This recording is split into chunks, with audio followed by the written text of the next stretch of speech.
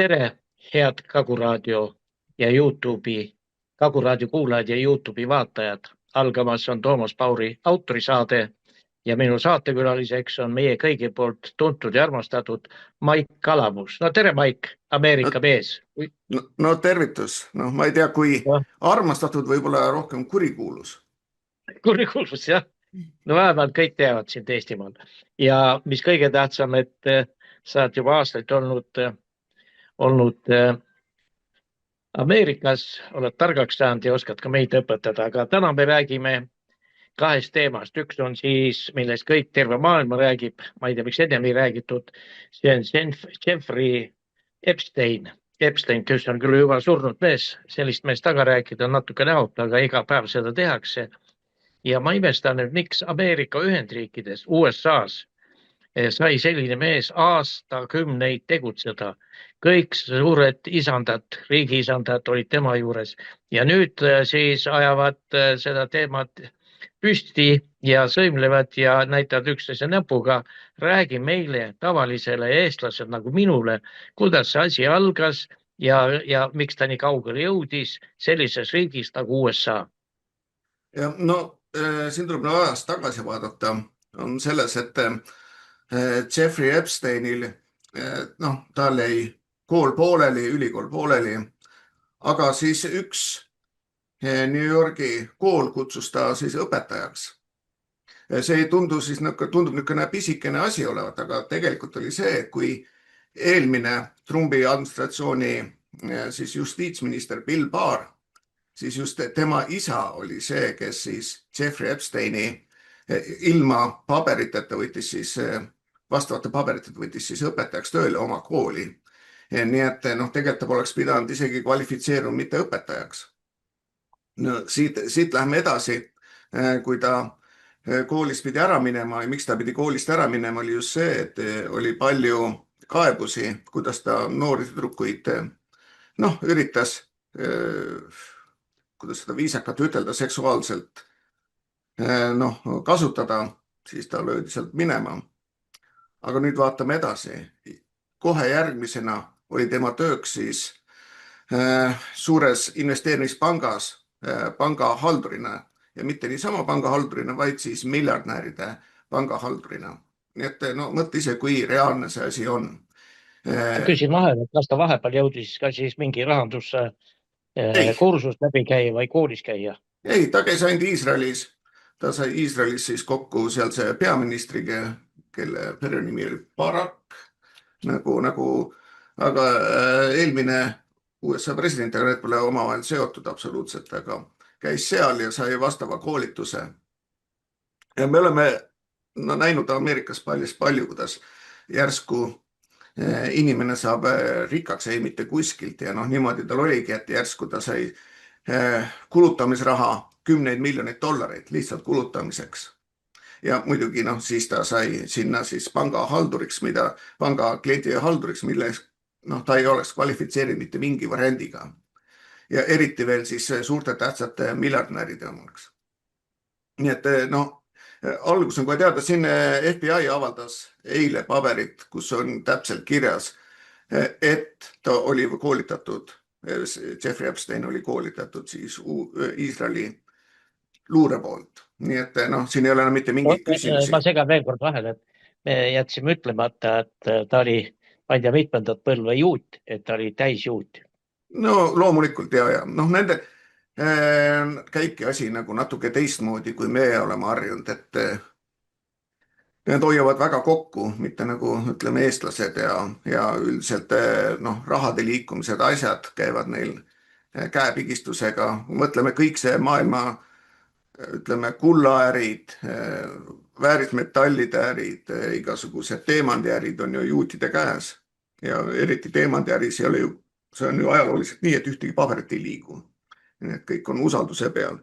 Või ette kujutada seda asja ja muidugi keskpanganduses siis, maailmapanganduses siis juhtiv on, kellele kuuluvad suurem osa keskpangad on ju Rothschildid. Ja ka jällegi siin avaldati mõni päev tagasi kõik siis e-maili paberid ja need on olemas, kes viitsib otsida, on jmail.com .world on siukses kohas, on kõik tema emailid, asjad üles pandud, kõik pildid üles pandud, kõik materjalid üles pandud, nii et kes tahab, võib ise sinna minna vaatama ja uurima, et äkki leiab veel midagi sellist, mida meie veel leidnud ei ole. Nii et see on, kõik on seal olemas, ütlen veel kord, et see on jmail.world ja seal on siis kõik olemas. Paneme pärastpoole võib-olla lingi ka kuskil, et saate paremini vaadata. Ja seesama siis Jeffrey Epstein, tema kilkas oma emailides tihti, et tema ongi Rothschildide esindaja siis Ameerika maal. Mis võib täiesti nagu reaalne olla, arvestades, et ta sai vaesest kooliõpetajast järsku miljardnäriks. Miljardnär on siis see, kellel on rohkem kui 1000 miljonit dollarit varandust. Nii et, ja muidugi selle raha eest ta sai endale siis soetada vastava saare ja kus ta sai siis teha, mida ta iganes tahtis. Kas oli tehissaar või? Ei olnud, see oli päris saar, see kusjuures asub väga ligidal siis Virgin Airlinesi omaniku saarega, nii et Richard Bransoni saarega, mida kutsutakse ka Virginiks ja kus on ka muidugi tüdrukud, aga sealt ei ole veel mingit skandaali välja tulnud. Ja muidugi tal oli siis uhke häärber, see on siis West Palm Beachil, mis on siis ligidal seal, kus Donald Trump praegult elab. Jällegi ta elas seal ja ta käis ka Trumpi siis Mar-a-Lago klubis. See on nagu kõigil avatud klubi, niisugune, sul peab olema siis vastav liikmed ja liikmemaks, aga ta visati sealt välja, kuna tuli teile kaebusid noorte tüdrukute poolt, et see mees käperdas ja Donald Trump pani talle täieliku keelu peale, et ta ei tohtinud üldse sinna isegi ligidale tulla enam. Nii et kui kes siin ütlevad, et Donald Trump ta sõber on, need on nii absurd jutud, et kusjuures eile vaatasime, BBC pani ikka üles ühe vana pildi, kus ta näitas, et Donald Trump on siis Epsteini tüdrukutega, aga tegelikkuses on see tehtud pilt 1988 Mar-a-Lagos, kus oli siis Hawaii iluduse võistlused ja siis seal oli tehtud, kuna tema oli korraldaja, oli tehtud pilt, nii et siiamaani tehakse seda jama ja muidugi Delfi ka avaldas täpselt selle sama pildi ja muidugi süüdistuse, aga selline see maailm on, et lükatakse palju siukest valeinfot, üritatakse seda kõrvaljuhtide tähelepanu, mis siis tegelikkuses maailmas toimub. Trump on kõva käega president ja teeb suuri korrektiive ka oma riigis, et korda majja lüüa immigrantide üle ja loomulikult ei toetada enam Ukrainat, võib-olla natukene ainult siis nõuandetega, aga mitte otseselt ja sellepärast ongi paljudele muutunud ta vihavaenlaks ka siin meie oma eestlastele. No, see on muidugi eraldi saadet väärt, mis siis Eesti poliitikud korda saatnud on.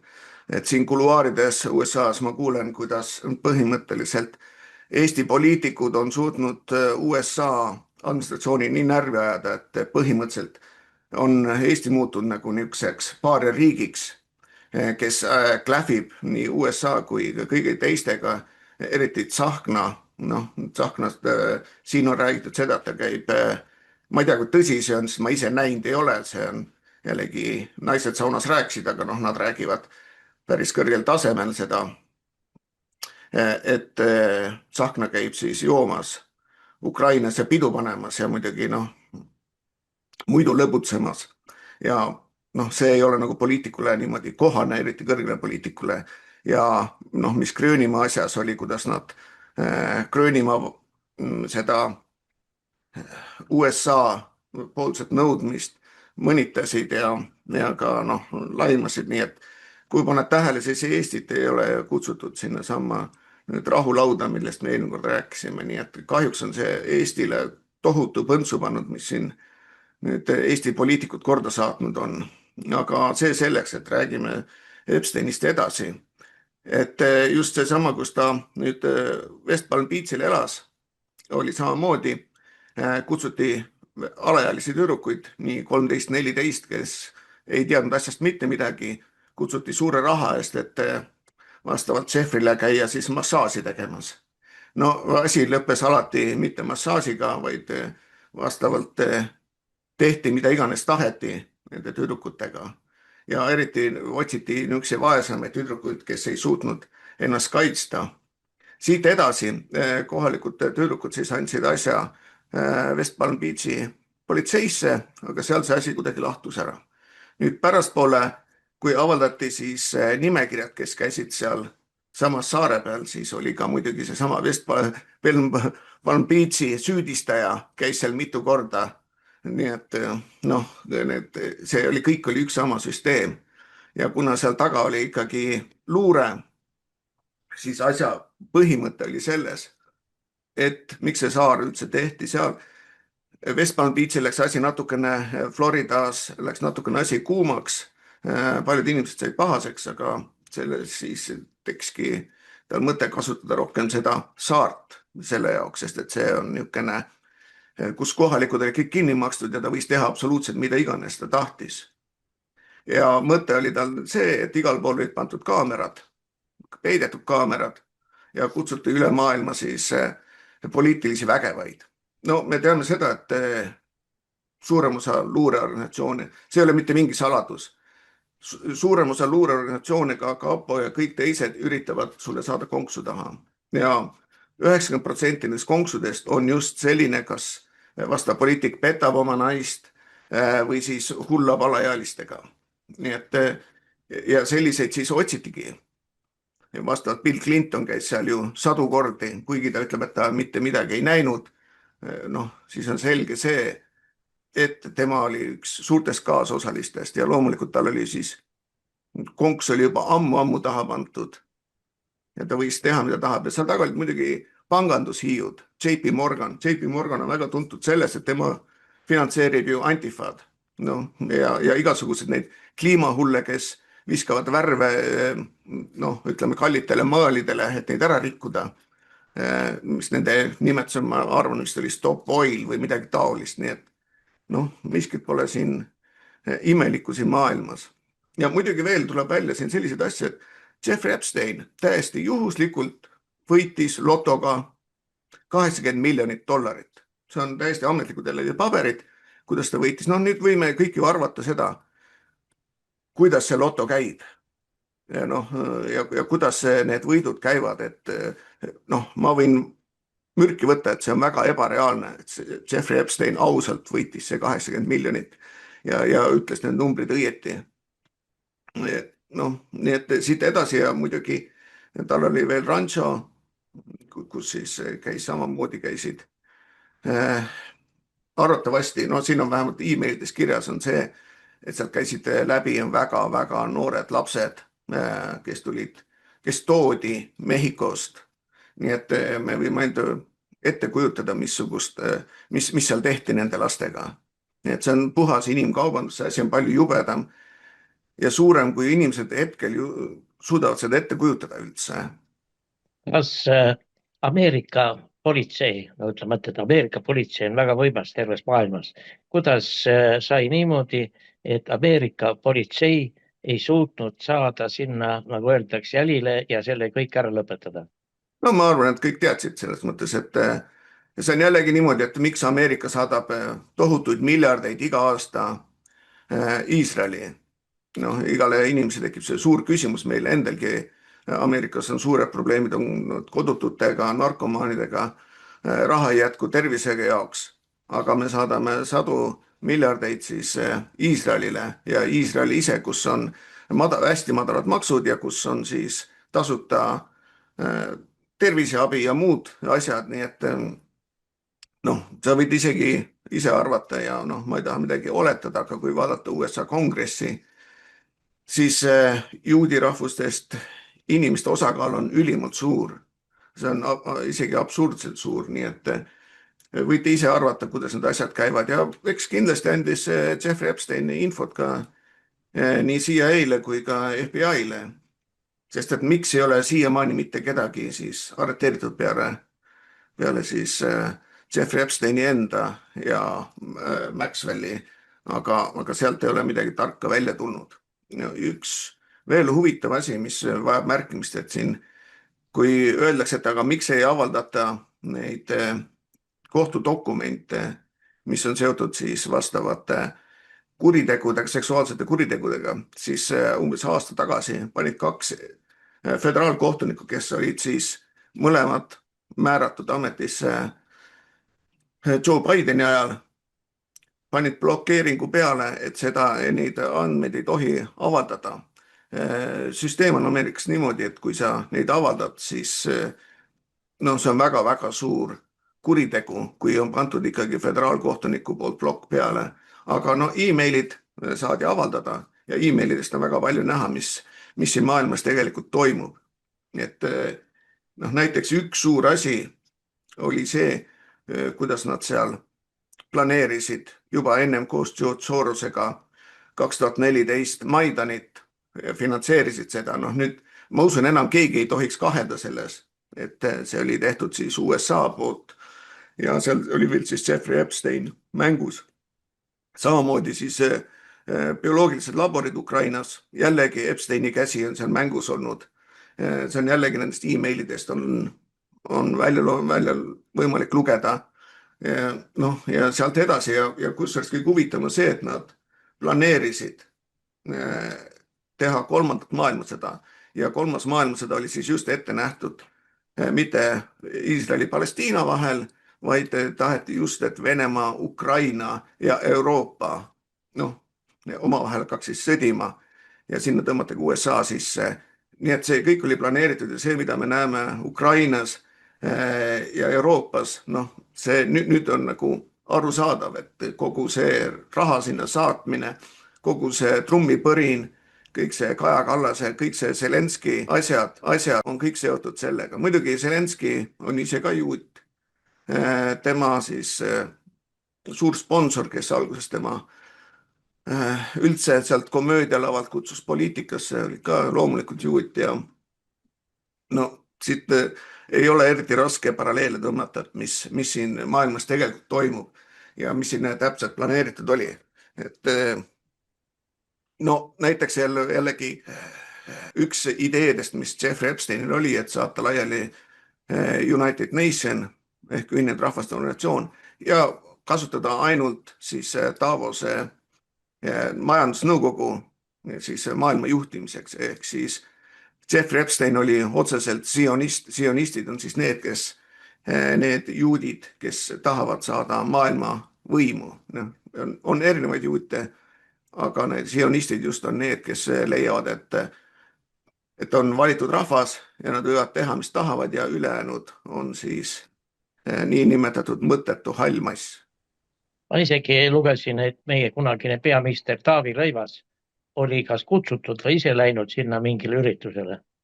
Ei, kusjuures ta käis seal selles mõttes, aga siis vastavas e-mailis ta oli nõudnud, et Jeffrey Epstein saadaks talle pilte sellest peost.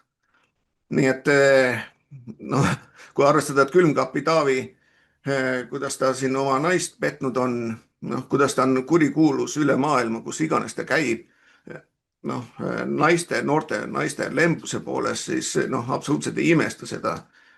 Ma lihtsalt imestan seda, et Eestis nii vähe sellest räägitakse ja vaadatakse kuidagi kõrvale sellest Epsteini asjast. Aga kuidas Epstein, kes see Epstein ikka siis lõpus vangimajja saatis, oli see ikka Trump või?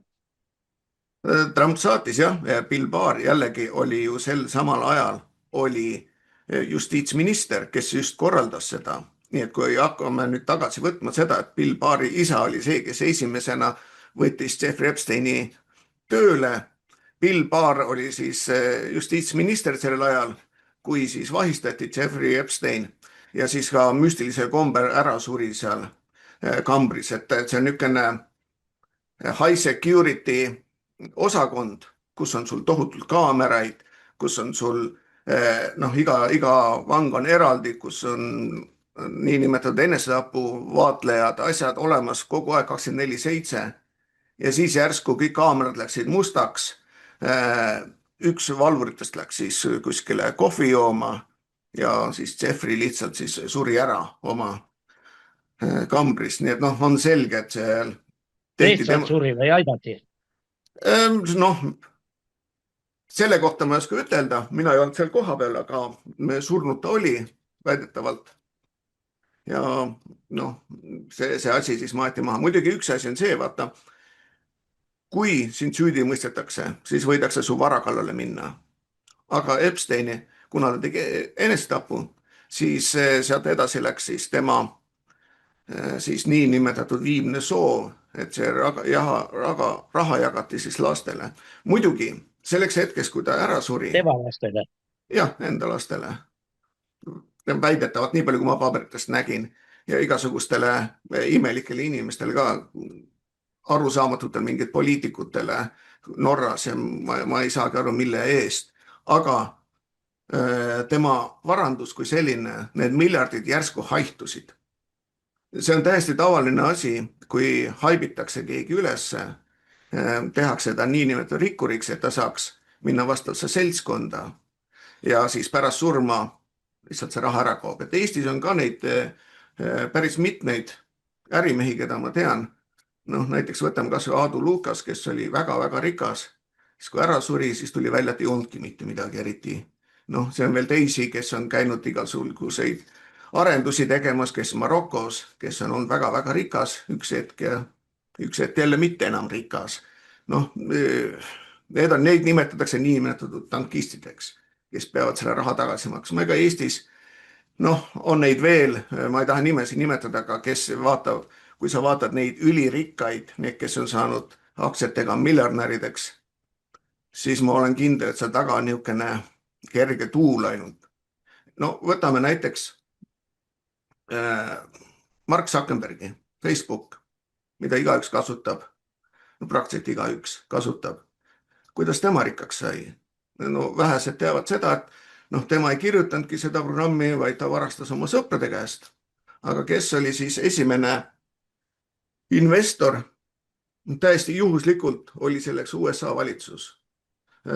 Ehk USA CIA-ga seotud ametliku USA siis riigifirma. Noh, kes seda ütleb, neid sotsiaalmeediat oli nii palju, et kuidas siis järsku see sai. Ja nüüd muidugi Zuckerberg on ju miljardär, väga rikas.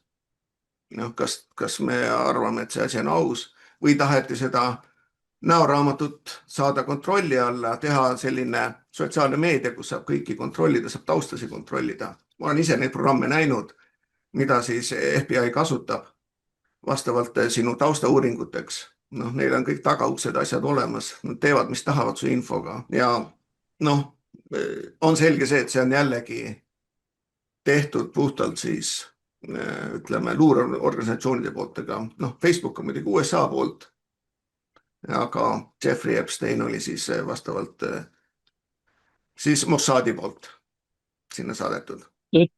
Ütleme niimoodi, et Eesti meedia kirjutab, et saada ka Trumpi sellest süüdistada, aga sa rääkisid, Trump ei ole sellega kuidagi seotud, et nii meie need asjamehed on, aga ma küsin, et kuidas see Inglise kuninga siis õhkond sinna sattus, et peaminister peab täna käsi väristama?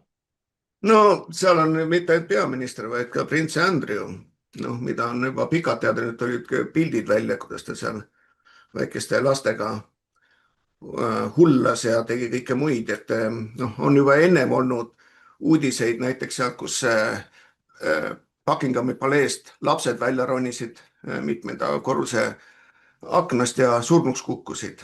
Noh, kas see saab olla juhuslik, mis lapsed need seal olid? Noh, me võime ainult aimata.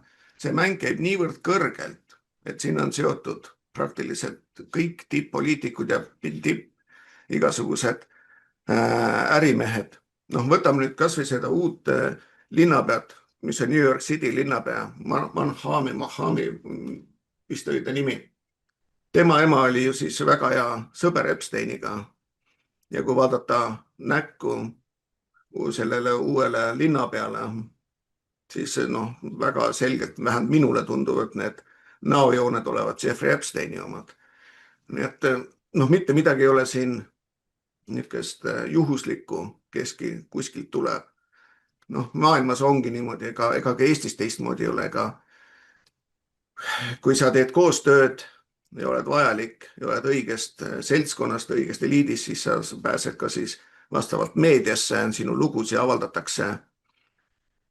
Kui sa ei mängi seda mängu kaasa, siis isegi sinu arvamuslugusid ei avaldata, öeldakse, et need ei ole huvitavad, neid inimesed ei loe. Noh, ega nii käib igal pool maailmas, et need valitakse vastavalt siis nii luureorganisatsioonide poolt kui ka ütleme tippoligarhide poolt, kes mis rolli hakkab mängima. Nii et noh, see Jeffrey Epsteini asi on ju täpselt näha ja tema põhiline äri oligi selles, et oli väljapressimine. Need videod võeti kõik üles, kus nende lastega on ka e-mailides saate lugeda, kuidas ta seal vastavatele näiteks seal New York Timesi inimestele kirjutab, et kui te seda nii ei tee, siis me vastavalt kustutame su. Noh, selge on see, et jällegi inimene, kes on käinud tema saare peal, siis on seda teinud. Nüüd üks asi võib-olla veel, mida inimesed ei tea, on see, et Google'i üks peameestest Sergei käis oma naisega kõvasti siis Epsteiniga läbi ja üks nagu põhilisi asju oli seda, et Epsteini nime puhtaks hoida.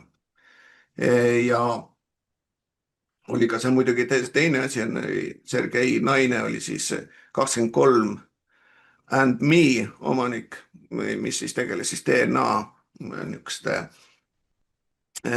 testidega ja kontrollimistega.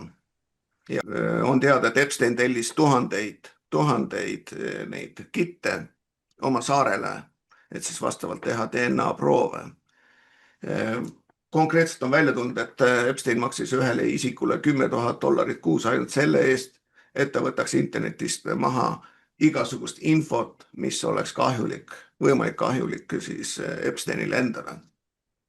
Nii et no, me näeme, kui sügavale see asi läheb, et ma arvan, et me veel praegult näeme ainult pinna virvendust, et see asi läheb veel suuremaks, sest et kui vaadata neid nüüd lennugraafikuid, mis siis vastavalt sinna saarele käisid, siis seal käisid praktiliselt kõik tippdemokraatide poliitikud, praktiliselt kogu Hollywood käis seal. Noh, siis me võime ette kujutada, kui kaugele see läheb ja me teame seda, et ta ju promos mitte siis kristlikku maailmavaadet, vaid vastupidi satanistlikku maailmavaadet. Nii et noh, ja kui vaadata näiteks Lady Gagat ja kõiki neid Hollywoodi staare, kes samamoodi seda satanismi propageerivad, siis me lihtsalt võime ette kujutada, mis seal toimus. No eks me ise ka siit tavalist eestlast tunnetame, kuidas Ameerika demokraatid suruvad Trumpi, üritavad teda igas asjas süüdi lavastada või vähemalt proovivad seda teha, et tema siis võimult kukutada, siis Trump on tõesti riiki täna kõvakäeliselt juhtinud ja mind imestab paljud eestlased, kes ei tea Trumpist midagi, vannuvad teda taga. Ja vaata, kui sa vaatad Eesti uudiseid, täna hommikul ma käisin läbi nii Delfi, Postimehe kui ERR-i, see on tõeline karikatuur uudistest, et näha on, et Eestisse üldse uudised ei jõuagi. See tsensuur on nii suureks läinud, et praktiliselt infot ei liigu, eestikeelset infot liigub väga vähe. Ja isegi alternatiivmeedias on väga vähe juttu Epsteinist ja üldse kogu sellest asjast, et ma ei tea, miks see nii on, võib-olla on kedagi ära hirmutatud, aga teame, et Eestis näiteks seda alternatiivmeediat üritatakse igatepidi sulgeda ja ähvardada, eriti seda kapo poolt. Ja ma usun, et näiteks sellised saated, nagu me sinuga teeme, on ka väga pinnuks silmas nendel ja kes teab, kui kaua meil lastakse selliseid asju teha.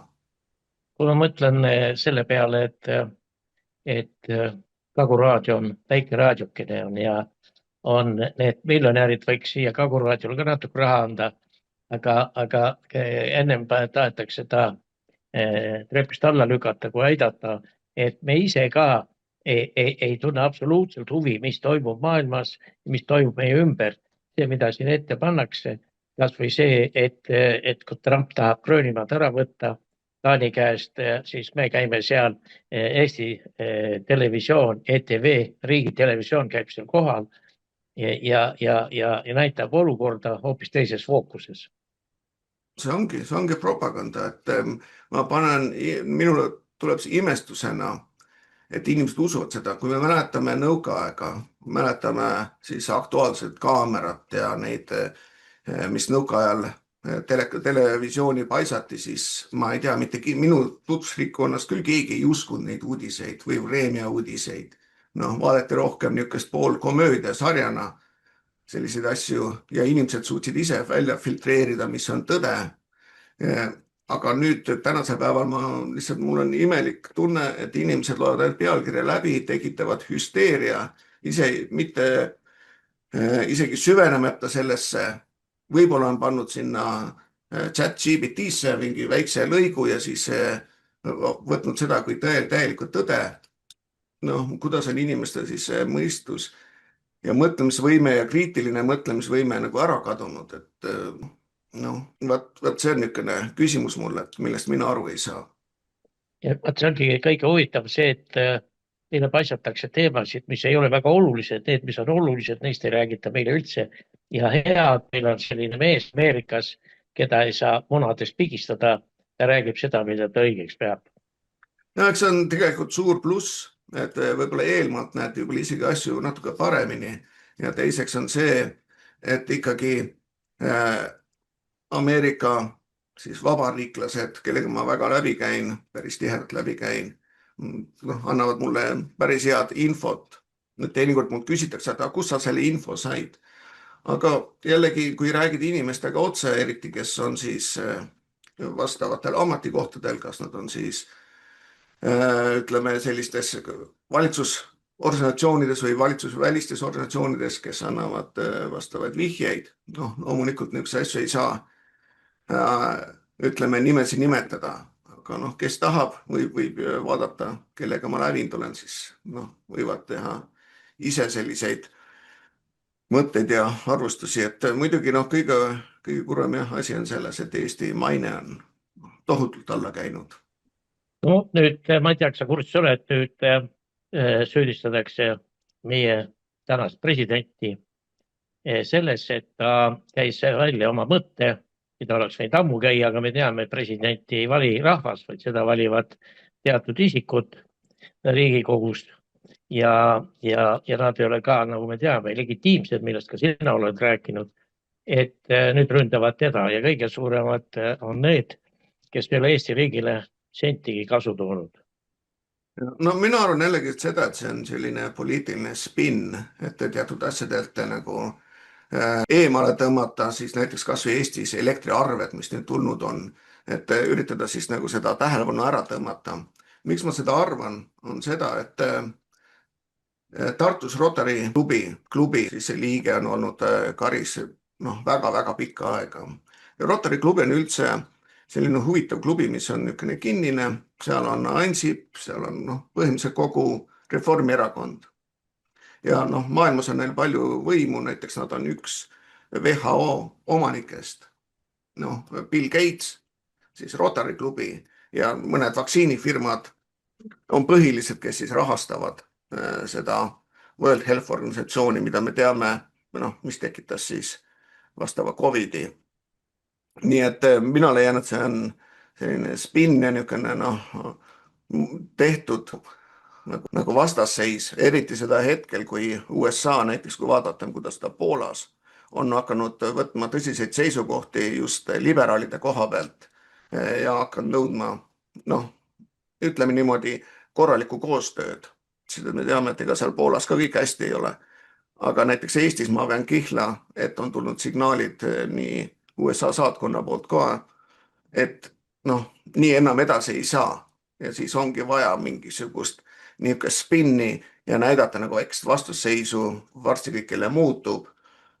Jälle pannakse sinimustvalged rinda ja jälle ollakse Eesti mehed. Nii et jällegi muidugi, kui me tõmbame paralleeli selle sama Jeffrey Epsteinile, siis me ei saa jätta mainimata, et üks suurimaid siis WHO omanikest, rahastajatest oli siis Bill Gates, kellega oli palju emaile vahendatud siis Jeffrey Epsteinil ja nad, noh, see on juba emailid ammu olemas, võite minna jälle vaadata, kuidas nad planeerisid juba pikalt ette uut epideemiat, kuidas nad soovitasid üksteisele osta siis vastavalt aktsiaid vastavatel siis pharmaceutical firmades, nendes ravimifirmades, et oli teada, et nende väärtus tõuseb tohutult. Ja vastavalt isegi olid seal välja toodud, millal see toimuma hakkab. Nii et seesama COVID oligi siis lavastatud selleks, et rikkad saaksid veel rikkamaks. Ja kas seal taga ka siis Iisraeli luure oli, ma arvan, et kõik näitab selle poole, et globaalne eliit koos Rothschildidega, koos Sorose kõigiga teistega tahtsid siis seda läbi viia ja viisidki läbi. Nii et ja väga paljud inimesed said väga haigeks, paljud inimesed surid. Näiteks, mis siin Ameerikas oli suur probleem, kui sa COVIDiga haiglasse läksid, siis olid konkreetsed niisugused ravimiseeskirjad. Need olid välja antud World Health Organisatsiooni poolt ja sa pidid seda jälgima. Mis siis, et see tappis inimesi ära, see pandi kohe ventilaatori alla ja vastavad rohud sisse. Aga oli teada, et need ei toimi ja oleks tegelikult palju lihtsamate ravimitega saanud asja kontrolli alla, aga sealt ei teeni ju keegi raha. Ja samamoodi rahva hirmutamine, kui mäletame, kõik surevad, et ainult lollid ei pane õlga alla. Me oleme näinud, kuhu see välja viinud on, nii et Jeffrey Epstein isegi suutis seal oma käe vahele panna. Ja sellega veel asi ei lõppe, et näiteks seesama nüüd Bitcoin.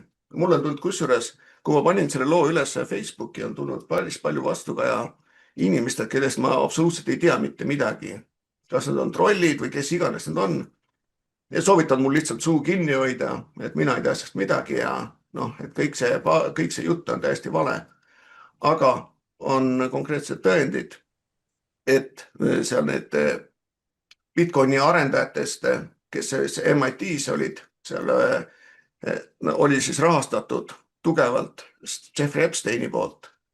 Et nii palju, kui siin avaldatud on siis, et luua siis manipulatsiooni võimalused sellele siis blockchainile ja teha ka muidugi tagauks. Nad ütlevad küll, et oi, et see on avatud koodiga, aga saame aru, näiteks Eestis valimised on ka nii nimetatud avatud koodiga, aga kui palju seal avalikku on, seda me teame kõik ise ja kuidas neid asju kokku arvutatakse.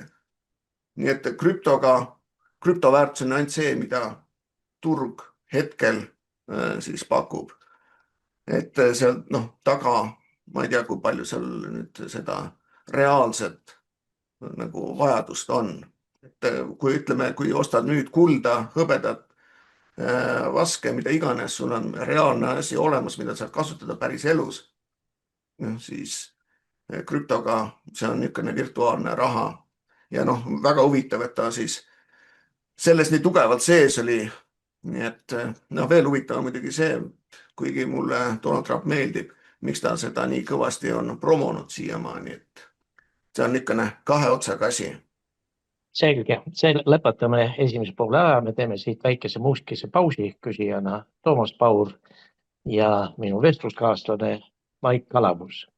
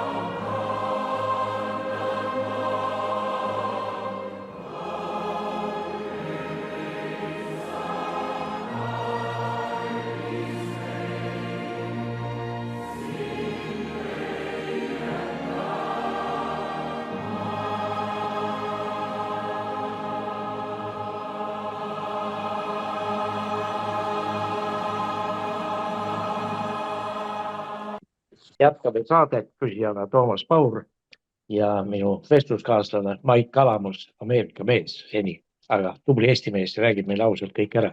No räägime natukene Afganistanist, millest enam keegi midagi suurt rääkida ei taha peale seda, kui ameeriklased, ma ei tea, kas nad tulid paarisõpetega või panid kuidagi tõesti sealt tulema. No Afganistan on niisugune merepiirita Aasia sisemaal olev Islamiraat, kus elab 645 või elab 41 miljonit, pindal 645 ruutkilomeetrit. Omal ajal siis NSV Liit 1978 kuni 87 vallutas või kuidagi võttis seal võimu üle ja peale seda moodustati Taliban ameeriklaste poolt, kes siis lõid venelast sealt minema ja vaata, ma räägin niisuguse loo, mis on põnev, et 1979. aastal, ma sain 30-aastaseks, olin saanud leitandiks ja kell 2 öösel koputu ukse paise, ma mõtlesin, naine mul haige gripis, et kas arst tuli või mis jama see on, teen ukse lahti, 3 ohvitseri mu ukse taga, ütles tule kaasa, ma ütlesin, mul naine on haige, küll ta saab terveks. Viisin mind bussi ja istusin bussi ja sõitsime Tapa siis raudteejaama ja vaadake maailmas, ma ei tea, usu või mitte, ma hakkas jumalat uskuma, ja kujuta ette, 3 meest ei võetud, me kutsuti bussist välja, üks oli ka mina nende eest. Nii et ma ei tea, kas jumal mind kaitsis või. Et ma pääsesin, aga me pääsenud kordusõppustelt, olin 6 kuud Tapal siis metsas raketibaasis, kus õpetati meid raketti ja siis sealt kuulsime, et algas Afganistani sõda. Ja kuna oli vaja noorim ohvitseri hästi palju, siis olin ka mina üks nendest, aga mis mind päästis, ma ei tea. Nii et räägib meile sellest Afganistanist, et pärast, kui venelased välja löödi, läksid sinna ameeriklased ja need on ka ameeriklased läinud sealt minema, et Kabul on meid seal pealinna. Ta on siis Afganistani presidentaalne islamivabariik. Ja, no muidugi natukene räägime sellest, et Vabandust, et ma läksin natuke emotsiooni. Ei ole hullu, aga nii ongi. Mul on endal sõpru, kes ütlevad, nemad absoluutselt jumalat ei usu. Aga kui neil on, ütleme, selline katastroof või ütleme, suur probleem elus, ütleme, keegi on väga viga saanud, siis miskipärast nad leiavad koheselt Jumala üles ja paluvad teda. Nii et ma olen inimestele ütelnud, et kui sa ütled, et sa ei ole usklik, siis kui on kriisimoment, siis tuleb välja, et me kõik usume Jumal. Et no see selleks. Muidugi on väga huvitav see, et Afganistan, kui ta Venemaaga siis sõdis, kes seal siis üks sõdijatest oli ju Osama bin Laden. Osama bin Laden, kes tõi siis vastavalt neid islami fanaatikuid Afganistani, et nad võitleksid neid oma need fanaatikute siis polgud. Me oleme näinud neid isegi näiteks Rambo filmis oli, kus ta, ma ei mäleta, kas see 2. või 3. osa, mis iganes osa see oli, kus ta oli Afganistanis, siis need, kelle ta appi läks, olid ju Osama bin Ladeni tegelinskid. Ja noh, see ongi nagu need fundamentalistid, need islami fundamentalistid. Nüüd muidugi peale seda siis New Yorgi need kaksiktornide rünnakut mindi siis niinimetatud kallale Afganistanile ja väideti, et just selle sama bin Ladeni pärast. No muidugi tuletan meelde, et bin Ladenit varustasid relvadega ju USA CIA, seal ei ole mingit saladust. No nüüd, kuna need USA relvad võib-olla ei olnudki nii head, siis nad hakkasid rohkem neid AK-47 kasutama. Nüüd tuletan välja, terve Talibani armee oli 38 000 inimest. Suurem osa neist olid eeslitega, ei mingisugust spetsiaalset varustust. Olid ka muidugi need Venemaa AK-47 relvad. Ja nüüd on sul NATO, suur NATO, kes läks siis vastavalt korda looma. USA pani sinna teadolevalt vähemalt $2 triljonit hakkama. No kõik teised riigid, NATO riigid samamoodi. nii Inglismaa, Eesti ka ikka. ikka Eesti ka. Ja 20 aastat nad sõdisid. 20 aastaga nad ei suutnud mitte mingit tulemust tekitada. Et kujuta ette maailma kõige võimsam, kõige moodsamad relvad. Ja siis on sul sellised keskajast pärit põhimõtteliselt hariduseta talumehed, kes siis on sinu vastu ja sa ei saa kuidagi neist jagu. No asi on selles, et see oli lõputu sõda, seal ei tahtnudki keegi kellestki jagu saada. See oli väga mõnus koht, kus raha pesta. Ja nüüd, kui USA sealt minema läks, see on jälle üks huvitav niisugune jutt. Aga miks ta nii kiiresti minema jooksis? Aeti taga või? Ei aetud, see oli lihtsalt Joe Bideni selline isiklik mõte, et see on nii kiiresti ära tuua. Miks nad seda tegid? No sellele, me ei tea seda täpselt, aga no siin jällegi, mis räägiti, oli see, et jäeti maha tohutu hulk USA relvi, igasugused helikoptereid, lahingutehnikat. On mulle sõja asjatundjad rääkinud, et mis seal tegelikult oli see, kuna see oli nii suur korruptsioon, siis ütleme väärtuslikumad jupid nendel samadel hammeritel, helikopteril asjad olid juba ammu maha müüdud. Neid ei saadki tagasi tuua. Paberite peal, jah, olid nad lahinguvalmis masinad, aga tegelikkuses olid nad juba tükkideks võetud ja maha müüdud kohalike siis ütleme sõja, ütleme seal sõjaeliidi, sõja tippude poolt USA nii ja kui teistes. Nii et see kõik oli juba vana raud, millega polnud mitte midagi peale hakata. Nii et võib-olla see oli üks põhjusi, miks oli vaja kähku ära tuua, et keegi ei jõuaks minna sinna kontrollima, mis siis tegelikult juhtunud oli, et missugune pettus tegelikult käis. Näiteks nendest samadest, meil on teada, et väga palju erafirmasi käis seal ja ka abiorganisatsioonid ehitasid seal koolimaju, aga tegelikkuses need samad omanikud, seal käis ka Bideni vend, käis näiteks üles ehitamas, kellel polnud ehitust mitte mingit õrna aimugi, tegi ehitusfirma ja tohutult ehitas seal. Ja kõik said väga rikkaks. Nii et jällegi korruptsioon. Aven kihla, et need rahad läksid kõigile osapooltele, kõikidel olid mokad mett täis ja käis selline suurem varastamine ja just jällegi meie maksumaksja varastamine, raha maksmine. Kujutad ette, sina maksad makse, loodad, et riik sinu eest hoolitseb, aga tegelikkuses käib see kõik teistpidi tasku panemiseks. Et kui võtame maailma need suured rikkurid, siis tegelikult kõik suured rahad on teenitud millega? On ikkagi korruptsiooniga või riigilepingutega. Võtame Jeff Bezose, võtame Elon Muski, keda iganes võtad, sealt tulevad ikkagi jooned välja seda, et suured rahad on teenitud ikkagi riigilepingutega. Ja ma mõtlen seda, et kui Nõukogude Liit hakkas ka lagunema 87. aastal, et kas Ameerika läks peale seda Afganistani, et kindlustada tolles piirkonnas oma võimu või olid seal mingid muud, et nendel venelastel ja ameeriklastel omavahel konflikti ei tekkinud, sõjalist konflikti. Venelased jõudsid enne ära minna, ma ütlesin, et riik hakkas lagunema ja Gorbatšov siis tõi mehed, sõdurid sealt välja. Aga miks Ameerika kohe kiiresti läks sinna, ei lastud sellel Talibanil korralikult võimulgi saada, kui juba tuldi ja allutati see riik Ameerikale? Tegelikult nad ei allutanud mitte kunagi. Et sellel samal ajal ma ju töötasin ka ühes NATO sõjaväe osas ja ma nägin seda, mis seal tegelikult toimub.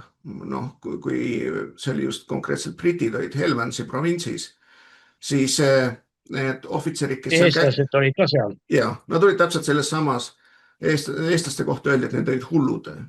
Et need kibelisid iga hommiku reidide peale, et minna niinimetatud rätipäid püüdma. See olid konkreetselt siis nende ohvitseride, inglise ohvitseride jutt mulle, et need olid väga tublid sõjamehed.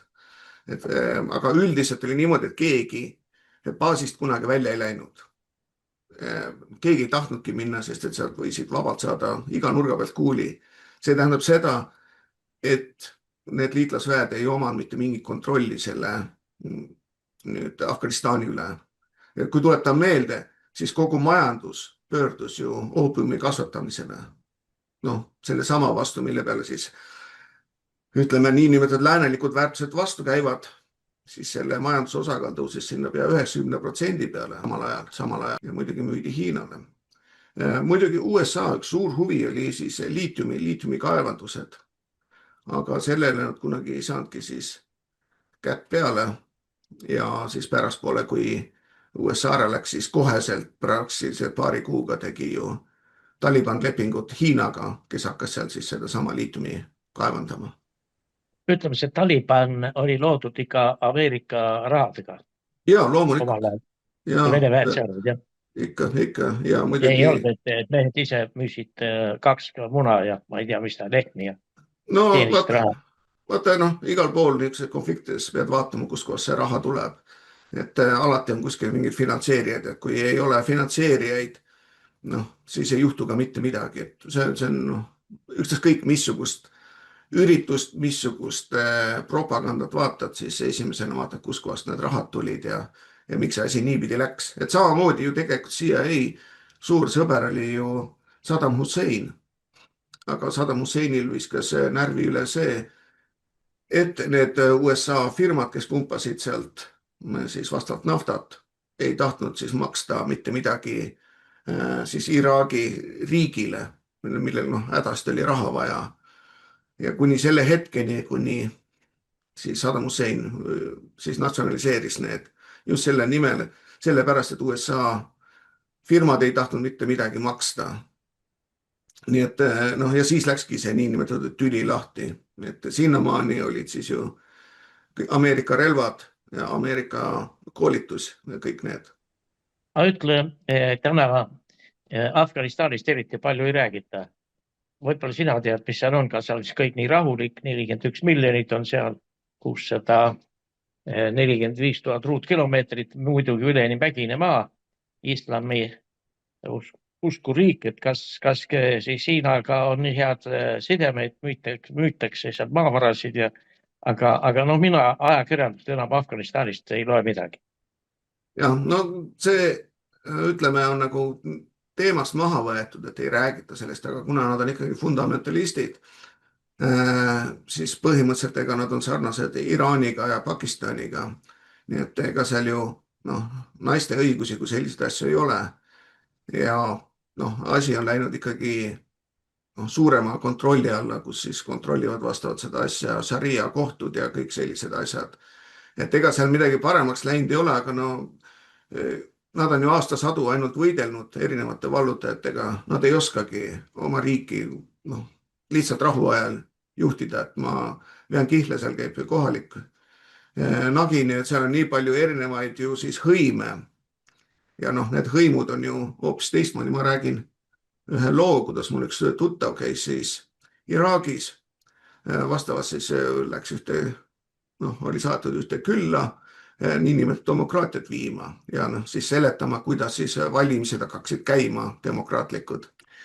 Ja tema ütles siis niimoodi, et need inimesed vaatasid täiesti nagu jahmunult otsa, ütlen, et aga see perekond on siin asju otsustanud viimased 200 aastat, et nemad teavad, et ärge siis, me ei taha mitte mingisugust häält või mitte midagi. Nii et see kultuur on täiesti teistsugune kui see, mida meie siin arvanud oleme. Nad elavad põhimõtteliselt feodaalajas ja kui sa ütleme Euroopasse veel sellised sisse vead, mis sa ise arvad, mis seal toimuma hakkab, vaadake Inglismaad, seal ei lähe mitte midagi paremaks.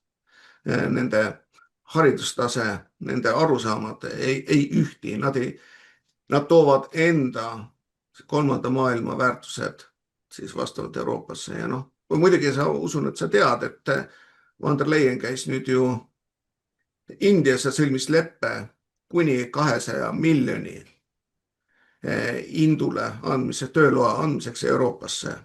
200 miljonit. Nii et see käib rahvaste väljavahetamine, mis käib, ütleme, Euroopas. Ja samamoodi on see asi nagu väga hull, kui sellised sisse tuuakse. Ma mõtlengi seda, et et Afganistanis taheti demokraatiat teha ja neid demokraatlikult elama panna, kuidagi see ei õnnestunud. No ma ei tea, venelased seda vist ei tahtnud, nemad hoidsid seda piirkonda enda kontrolli all, aga ameeriklased tahtsid küll. Ja noh, ma ütlengi, nende kultuuris ei ole sellist asja olemas nagu demokraatia ja eriti fundamentalistide seas, nii et noh, fundamentalistid on ikkagi teine tase kogu selle asjal ja sa ei saa see vägisi kellelegi mingit demokraatiat peale viia. No kui sa omal ajal seal Afganistanis käisid, siis sa nägid, ega see maa on selline, nagu ta on. Põldu seal ikka haritakse või? Mina ei ole ise konkreetselt käinud, ma olin lihtsalt selle sõjaväe osas, mis siis tegeles Helmansi nende, kuidas see juhtimisega, nende baaside juhtimisega, kus siis vastavalt mariinid käisid väljaõppes, käisid seal siis Afganistanis, tulid tagasi, õpetasid teisi, noh, paljud tulid tagasi ilma käte jalgadeta, noored poisid. Nii et noh, mina otseselt seal kohapeal ei käinud, aga lihtsalt seda, mida siis ohvitserid rääkisid, mis seal toimub ja kuidas need asjad käivad. Et ma ise olen neid juhtimiskeskusi näinud, ma ei tea, kui palju ma sellest tohin rääkida. Et loomulikult, kui sellises kohtas töötad, siis annad allkirja, et sa sellest kunagi ei räägi. Aga näiteks, kui me tänapäeval räägitakse droonidest, siis juba siis 15-16 aastat tagasi oli tegelikult juba need drooni asjad kõik olemas. Noh, ma olen neid juhtimiskeskusi näinud, nii et see on tegelikult mitte midagi väga uut ei ole. No nii, tahad sa veel midagi Afganistanist või lähme siis räägime natuke ka Iraanist? No räägime Iraanist. No nagu me kõik oleme näinud ja kuulnud, siis USA armaada liigub Iraani suhtes ja homme pidi lahing algama, siis ülehomme. No nüüd on vist jõutud laua taha. Iraan ei taha kalla anda, nii et muidugi tohutu armee on, aga me teame, Iraanis elab ka väga ligi 95 miljonit inimest, suur riik ja see on väga mägine ja seal on küll varadusi palju, aga seda ära vallutada, arvan, käib Ameerikale ka ise üle jõu, aga noh, saab sõda ja lärvata saab küll. No kui me hakkame nüüd vaatama seda, mis seal Iraanis üldse alguses juhtus, kuidas Iisrael üritas tõmmata siis Donald Trumpi sinna siis sõtta Iraaniga, väites, et kohe on tuumarelv olemas. Et selle vältimiseks siis Donald Trump läks ja lihtsalt pommitas need niinimetatud väidetavad kohad, kus pidi tuumarelv olema Iraanil, pommitas puruks. Ehk siis see nagu ära kadus see mõte, et minna siis selle pärast vallutama. No, on selge see, et Netanyahu on sionist ja ta üritas siis tõmmata USA-d sinna sõtta ja noh, ega praegult siis asi teistmoodi ei ole.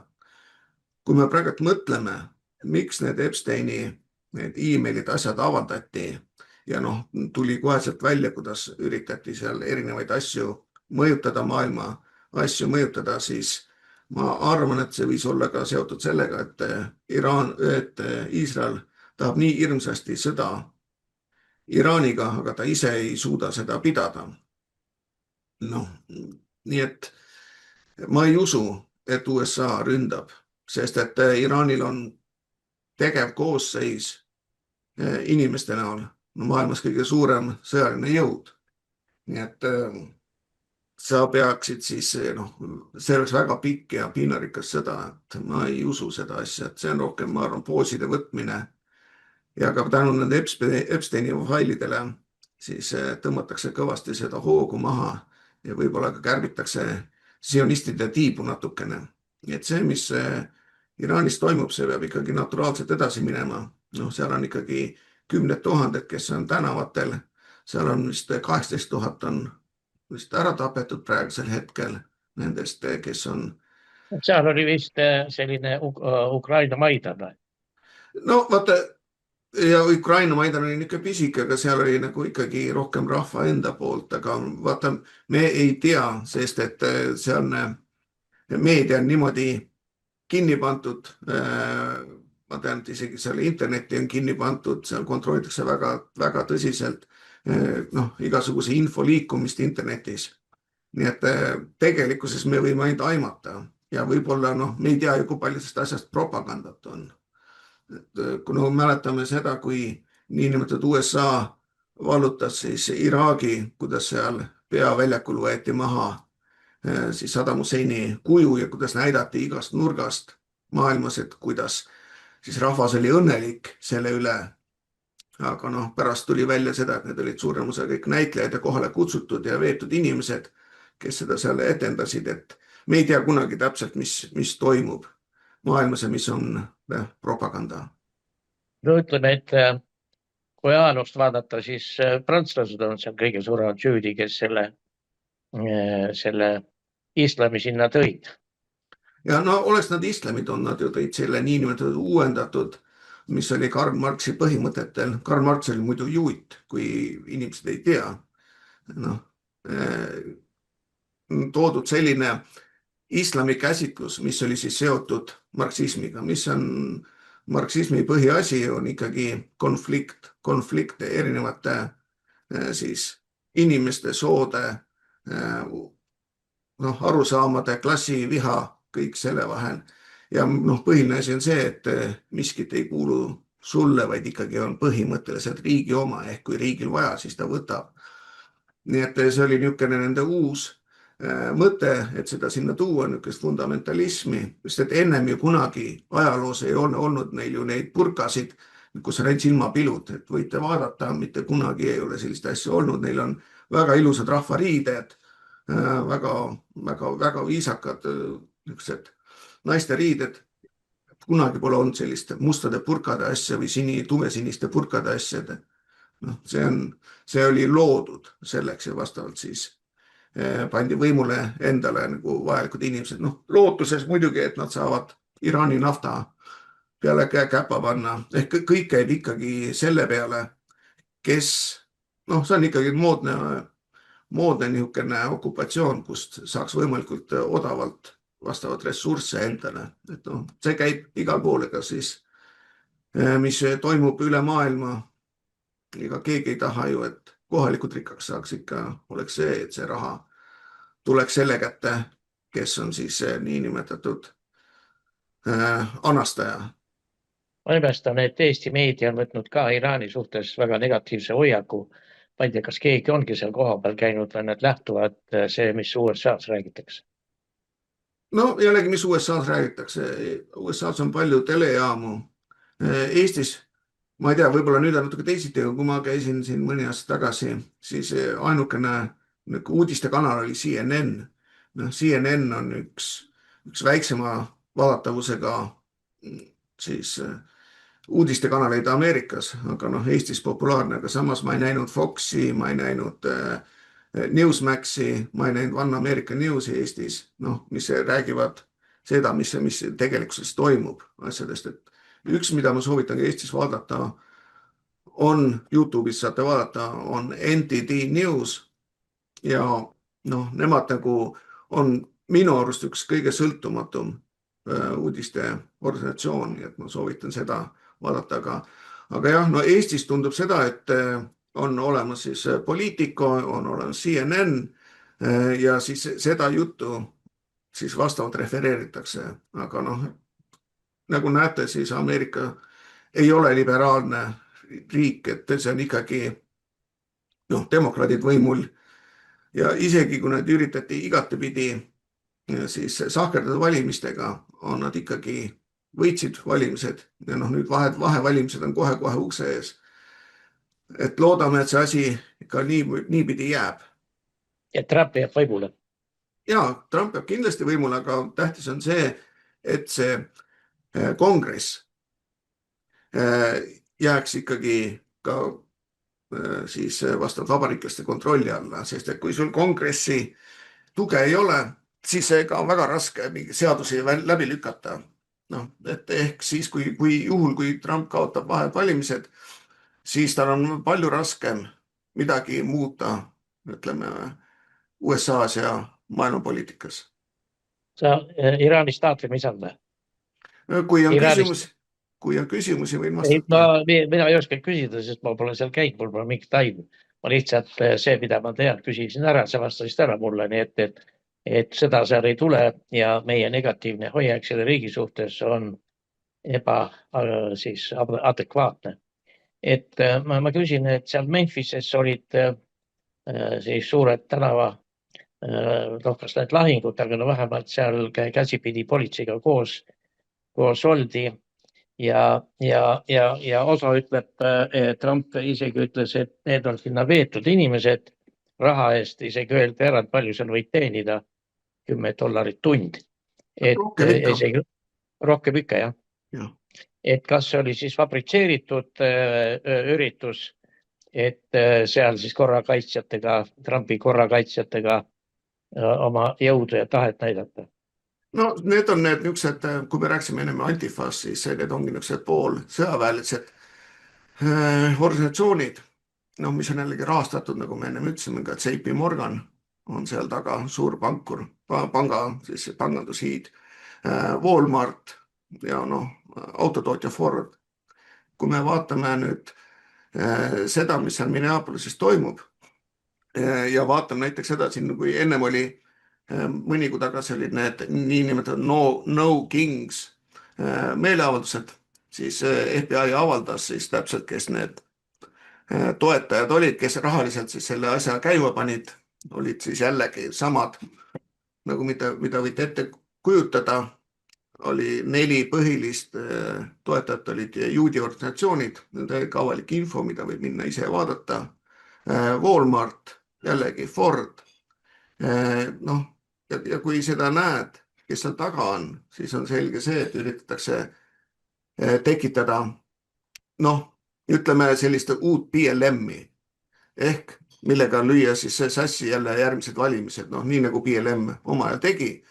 Siiamaani ei ole see neil läbi läinud, sellepärast et suurem osa Ameerika inimesi on tegelikult väga isutäis nendest täis illegaalidest ja mis kuritegu sinna korda saadavad siin, et see ei ole naljaasi ja need, kes on tahtnud pabereid korda teha, on seda teinud juba. Nii et kui siin viimased küsitlused ütlevad ikkagi seda, et 75% inimesi toetab sellest, et need, kes üle piiri jooksnud on, tuleb välja visata, siis nii see asi ka olema saab. Kas see on organiseeritud 100%? Siin on, meil on selline ajaleht nagu Craigslist, võib-olla nagu kuldne börs Eestis. Siin tuleb tihti igasuguseid teateid, et näed, et see on tulemas, kas on Elon Muski vastu üritus või on siis Trumpi vastu üritus või on siis kuskil mujal üritus, et bussid võtavad teid peale, viivad kohale.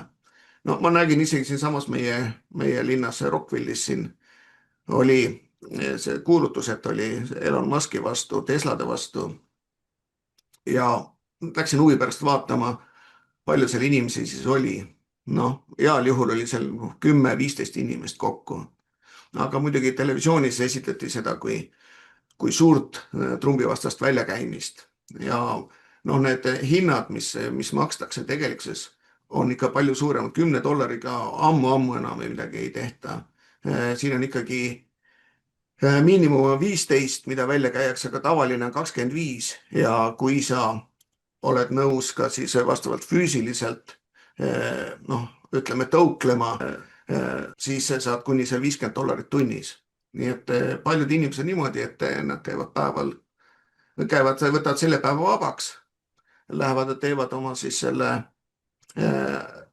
ütleme, et seal taost on 4 tundi, mis sa pead kohal olema, teevad oma selle ära ja lähevad tagasi. Kui panete tähele, siis nendel üritustel kõik need plakatid, asjad on ammu ennem valmis trükitud, kõik on ühtemoodi. Mitte mingisugune rohujuure tasandil niisugune üritus ei oleks selline, kus sul kõik on ilusasti välja prinditud, kõik on ilusasti tehtud, plakatitel sabad taga, kõik on täpselt ühtede samade sõnumitega. See on selge, et see on fabrikeeritud. Ja muidugi siin näiteks Minneapolisest tuli välja seda, et suured rahad on liikunud ka Hiina poolt. Loomulikult Hiina tahab destabiliseerida USA-d nii palju kui võimalik. Et enne nad tegid seda fentanüüliga, nüüd on fentanüül põhimõtteliselt USA turult ära kadunud. Eks nad üritavad siis teistpidiselt ja üritavad oma inimesi ka ettepoole saada, neile, kellele siis vastavalt rahad ennem liikunud on. no nüüd ma kuulen sinu käest esimest korda ja ma arvan ka meie Kagu raadio kuulajad, Youtube'i vaatajad saavad nüüd teada, et hiinlased ka seal osalevad, sest Eesti televisiooni uudised ei räägi sellest midagi.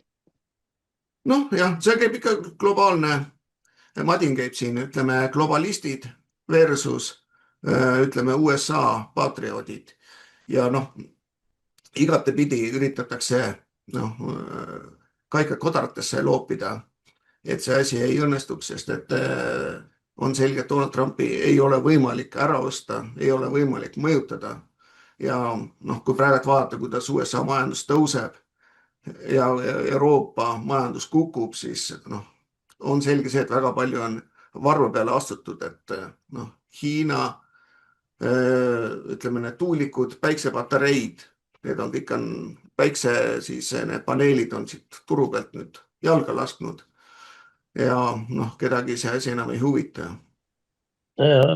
Mina olin väga üllatunud, kui Trump ütles, et need tuulikud nagu meilgi siin kõik tahavad püsti panna. Ütles, et Hiinas ei ole neid kuskil näha, et meile ei räägi keegi sellest midagi, kui sina ei räägi, siis me ei teagi midagi. Et meil tahavad kõik neid tuulikuid püsti, päiksepatareisid, mida pool aastat kasutada ei saa ja tuulikuid ka, need pole tuultki olnud. Ja Hiina ise ei pane ega kibe neid varuosasid müüma, või ainult detaile. Ja noh, eks see eluiga ole kah niisugune asi, et isegi siin meie kliimas, noh, meie põhimõtteliselt laiuskraad on sama, mis on Türgi, kus mina elan, siis siin peaks palju päikest olema, aga jällegi siin võib ju, kui tuleb rahet, siis on nende päiksepaneelidega asi õhtal, kui läheb väga külmaks, siis need tuulikud ei toimi ja noh, ma tean inimesi, kellel on nagu suur probleem, et nad ei saa enam oma maju müüa, sellepärast et neil on pandud need päiksepaneelid peale ja kindlustused ei taha kindlustada. Mille pärast ei taha kindlustada, on sellepärast, et kui on tulekahju, siis tuletõrjekomando ei hakka sinu maja päästma, vaid üritab päästa kõrval asuvaid maju, sest et on liiga ohtlik sinna majja sisse minna. Nii et noh, need probleemid on nagu tõsised ja ma usun, et ka Eestis inimesed avavad silmad ja saavad aru, et see tuule ja päikse elektribusiness on olnud täielik pettus. Nii et okei, neid võib natukene olla, aga noh, nii nagu sinna Eestisse planeeritakse neid maailma kõige suuremaid tuuleparke, on selge see, et see viib ainult elektri hinna nagu absurdi kõrgusesse, mis teeb inimesed veel vaesemaks. Et mulle küll öeldakse seda, et ära muretse Eesti siis elektriarvete pärast, et me saame hakkama, siis noh, minu meelest see on nagu köis kaelas, et elektrit on sul kogu aeg vaja, aga kui sa pead ikka $1000 maksma või 1000 eurot maksma elektri eest kuus, siis noh, ma arvan, et Eesti palkade juures see nälg on päris kiire tulemas. Selge, aitäh sulle, hea Maik Kalamus, suur tänu ja sinuga on meeldiv rääkida, sa hakkad kõikidest teemadest rääkida, eks harid ka ennast väga palju ja suur tänu sulle ja palju-palju jõudu ja edasi. Aitäh teile, head Kagu raadio ja Youtube'i kuulajad, see oli Toomas Pauri autorisaade ja olge siis alati kuuldel.